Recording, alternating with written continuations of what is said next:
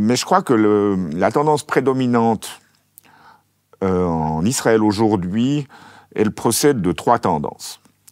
Vous avez d'abord la tendance, ce que j'appellerais la tendance Jabotinsky, qui est prédominante au sein du Likoud. Ce qu'il faut savoir, c'est que au début de l'État d'Israël, vous aviez une opposition entre deux personnages forts qui sont à l'origine de l'État d'Israël. David Ben Gourion, qui a gagné, qui était le Premier ministre, qui lui était pour un État dans des limites petites, mais avec une majorité juive très claire. Et c'est ce qui s'est passé après la guerre de 48-49. Et puis en face, vous avez l'option de Zev Jabotinsky, qui lui était pour un grand Israël, mais un grand Israël qui s'étendrait aussi en partie au Liban, en partie en Jordanie, en partie en Syrie, et certains font même remonter la carte jusqu'au nord de la Mésopotamie, donc en Turquie, la région de Urfa, d'où serait venu Abraham. Alors, l'option Jabotinsky a perdu, mais le secrétaire de Jabotinsky était le père de Netanyahou. Voilà, donc ça explique un peu cette mentalité du grand Israël, qui est plutôt du nationalisme. À côté de ça, vous avez beaucoup de gens dans l'appareil sécuritaire qui disent « mais regardez, nos lignes de défense sont trop petites si on n'inclut pas la Cisjordanie dans notre territoire. » Donc pour des raisons de sécurité, la Cisjordanie et les hauteurs du Golan. Donc, question de sécurité, parce que si on lâche l'Est, si on arrête l'occupation, on risque d'avoir une armée, des terroristes qui seront à Jérusalem même. Donc là, il y a cette dimension sécuritaire, la dimension nationaliste. Et puis la troisième, c'est ce que vous avez appelé le messianisme. Effectivement, il y a un messianisme juif aussi qui s'exprime aujourd'hui et qui se conjugue fort bien avec un messianisme chrétien, surtout chez les évangéliques américains. C'est quand même 20 à 25 millions d'électeurs, c'est beaucoup d'argent qui part dans les campagnes aussi, pour dire cette terre est à nous. Alors ça, c'est plutôt les Juifs. Et puis voilà, les temps sont venus où le Messie va revenir. Et puis vous avez les messianistes, les messianiques chrétiens, qui sont dans cette logique eschatologique en disant voilà, on est dans l'Apocalypse. Alors il y a l'Antéchrist qui va se lever, puis il y aura une grande guerre, puis après Jésus va revenir et puis tout le monde sera chrétien, grosso modo. Et les Juifs disparaîtront ou se convertiront? Oui, les Juifs se convertiront bien sûr, et puis les Juifs ils disent ouais, on sait bien qu'ils veulent qu'on devienne chrétien, mais bon, tant qu'ils nous soutiennent, ça va bien. C'est un peu les idiots utiles, c'est un peu comme ça qu'ils les considèrent. Alors voilà, donc pour moi c'est cette conjugaison des trois forces qui sont très nettement majoritaires dans la population juive d'Israël aujourd'hui, qui explique le comportement d'Israël. Avec peut-être une alliance entre les messianistes et la tendance Jabotinsky de Netanyahou. Oui, c'est ce que je dis, c'est ce que je dis. Il y a les trois, et puis la tendance sécuritaire. C'est ça.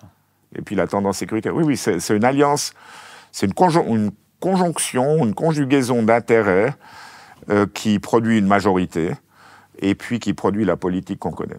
Et comment vous percevez ce qui se passe à Gaza depuis le 7 octobre 2023 ? Ça semble quand même une fuite en avant de l'État d'Israël, avec ce génocide, avec...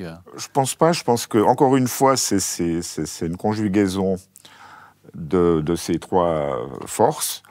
D'abord, vous avez l'armée, qui a, enfin l'armée, je dis l'armée, mais en fait j'entends le système de sécurité israélien, hein, ça inclut les services secrets, donc le Mossad, le Shin Bet, et puis l'armée, tout le système sécuritaire, c'est vraiment fait prendre au dépourvu. C'est un choc et une humiliation pour eux. Vous savez, la doctrine militaire israélienne, ça a toujours été... Pour garantir notre survie, nous devons être plus forts que tous nos ennemis potentiels, donc tous les pays qui nous entourent, et nous devons le montrer. C'est la seule manière de créer un système de dissuasion, de dissuader des gens de nous attaquer. Et là, ils ont été pris en défaut, hein, ils ont pris en position de faiblesse. C'est-à-dire ces gars du Hamas, vous savez que c'est... Je ne sais pas si vous savez où c'est la joie. C'est un petit bout de terre tout au nord de la Suisse qui joue la France et où on fait la Saint-Martin, on mange du cochon. C'est peut-être une mauvaise... Enfin, quoi qu'il y a un film très bien qui s'appelle Le cochon de Gaza. Bref, Gaza, c'est la taille de la joie. Hein, c'est 60 km entre 11 et 15. Et puis, ils n'ont pas vu venir ça. Ces gens ont réussi, depuis leur souterrain, à organiser cette opération. Ça avait quelque chose d'effectivement très humiliant. Certains ont dit qu'ils avaient peut-être fermé les yeux ou laissé faire pour avoir ce prétexte de déclencher ces alors frappes. Écoutez, ça... Parce qu'il y a quand même eu des alertes. Il y a quand même eu des alertes de certains soldats israéliens qui étaient dans les... vous savez, quand vous avez un système de renseignement qui est tellement performant, qui reçoit tellement d'informations ponctuelles tous les jours, que trier le bon grain et livrer, et puis réussir à dénicher dans tout ce qui vient l'information qui est vraiment opérationnelle, utile, actionable, comme ils disent, c'est pas facile. Donc, et puis moi, j'en reviens à Rocard. Hein. Quand vous avez le choix entre l'incompétence et puis la conspiration, il faut toujours choisir l'incompétence. Alors moi, jusqu'à preuve du contraire, hein, maintenant, peut-être que dans 100 ans, les archives seront ouvertes et puis on verra que c'était une conspiration. Ou bien alors peut-être qu'il y aura une fois une enquête. Hein. D'ailleurs, je pense qu'il y aura un jour une enquête sur comment ça s'est passé, pourquoi. Et puis là, on aura peut-être des éléments d'information. Les Israéliens sont assez bons pour faire des enquêtes. Mais pour le moment, Netanyahou a bloqué tout effort qui irait dans ce sens. Donc restaurer la crédibilité de l'armée israélienne et de la dissuasion, pour eux, ça voulait dire frapper très, très fort. Ça, c'est la logique sécuritaire. Mais après, immédiatement derrière, vous avez eu la logique nationaliste et messianique qui est arrivée, qui est, c'est l'occasion de vider Gaza, avant de vider la Cisjordanie, et de repeupler avec des colons. Ça, c'est la logique messianique, hein, nationaliste, qui est en train de s'exprimer maintenant, parce que regardez ce qu'ils font au nord de Gaza. Hein, ils ont fait une espèce de barrière étanche au milieu de Gaza, et puis ils essayent de pousser les populations du nord de Gaza dans des centres facilement contrôlables, et les colons sont déjà prêts avec leurs caravanes à Kerem Shalom, donc à la frontière. Donc c'est très possible que c'est ce qui va se passer. Maintenant, c'est du nettoyage ethnique, c'est illégal, Amnesty International a même sorti un rapport la semaine dernière pour dire cela correspond à la définition du génocide. Donc ça, c'est clair. J'attends qu'il y ait une instance judiciaire internationale, comme la Cour internationale de justice ou la CPI pour le dire, mais malgré toute la réprobation qu'on peut avoir, malgré toute la compassion pour la souffrance des Palestiniens, mais aussi des familles des otages israéliens, qu'il ne faut quand même peut-être pas oublier, parce que, on ne peut pas s'empêcher pour essayer de comprendre, il faut voir les forces qui s'exercent, et puis les forces qui s'exercent, il y a une logique sécuritaire, puis une logique nationaliste messianique. Mais qui va jusqu'à critiquer ouvertement les instances internationales qui remettent en question cette logique-là. Vous savez, moi, peu de temps, là, comme ça, un mois après le début, non, c'était vers le 20 novembre, donc 7 octobre, vers le 20 novembre, j'ai un ami qui m'a téléphoné, c'est un membre un leader d'une des mouvances du Likoud. Puis il me dit, Jean-Daniel, c'est l'occasion. Alors, tu sais, de toute façon, ça sera mieux pour eux. Il y a même une logique humanitaire à ce qu'ils partent ces Palestiniens de Gaza. Puis après, on s'occupera de la Cisjordanie. Parlons déjà de Gaza. Alors bon, les Égyptiens ne les veulent pas. Bon, ils devront en prendre quelques-uns, mais pas tous. Donc, on est en train de chercher d'autres pays qui pourraient en prendre. Qu'est-ce que tu dis? Nous, on pensait en envoyer 75 000 en Suisse. 75 000, c'est pas mal, ou bien vous pourriez les prendre. Ils vous ont dit ça sérieusement? Oui, et puis après, il m'a même envoyé un document qui s'appelait « Plan de relocalisation, aspect économique », quelque chose comme ça. Et qui expliquait pourquoi ça serait bien pour l'économie de Gaza, pour l'économie des Palestiniens, d'aller au Caire, parce que les appartements étaient meilleurs marché au Caire. Enfin, il y a toutes sortes de réflexions de ce genre. Donc tout ça est pensé et planifié depuis un moment, effectivement. Et c'est ce qui explique la décision de la Cour internationale de justice qui déclare l'occupation israélienne de la Cisjordanie illégale et qui enjoint tous les États à renoncer à l'assistance à Israël. Alors, c'est quand même une décision assez nouvelle, hein, novatrice. Pour moi, c'est une percée. Parce que jusqu'ici, notre attitude, c'était l'occupation en tant que telle n'est pas illégale. Par contre, ce qui se passe dans le cadre de l'occupation est illégal. À commencer par la colonisation, évidemment. Vous avez aujourd'hui quelque chose entre 650 et 800 000 colons juifs, israéliens, qui vivent en Cisjordanie et à Jérusalem-Est et qui obéissent à un ordre juridique civil israélien. Donc, ils ne sont pas soumis aux mêmes règles, au même ordre juridique que les Palestiniens qui, eux, vivent dans un régime militaire. C'est assez... donc, ce qu'est la définition de l'apartheid, d'ailleurs, aussi selon Amnesty International, Human Rights Watch et d'autres. Quand vous avez deux populations qui vivent dans deux ordres juridiques différents sur le même territoire, ça ressemble beaucoup à ce qu'on a vu en Afrique du Sud à l'époque des Bantoustans, effectivement. Ouais. Et donc ça, quand vous étiez ambassadeur sur place, est-ce qu'il y a eu des actions en tant qu'ambassadeur suisse pour essayer de travailler sur cet aspect de colonisation ? Comment c'était vous avez, j'imagine, beaucoup rencontré Netanyahou. Enfin, comment ça se passait ? Écoutez, moi, d'abord... Bon, nous, vous savez, nous on est un petit pays, hein, on n'a pas vraiment... Donc j'ai rencontré Netanyahou, oui, avec Wally Maurer, qui était fasciné par Netanyahou. Et comment ça s'est passé alors, cette rencontre ? Alors Netanyahou, c'est un showman, hein. C'est un acteur.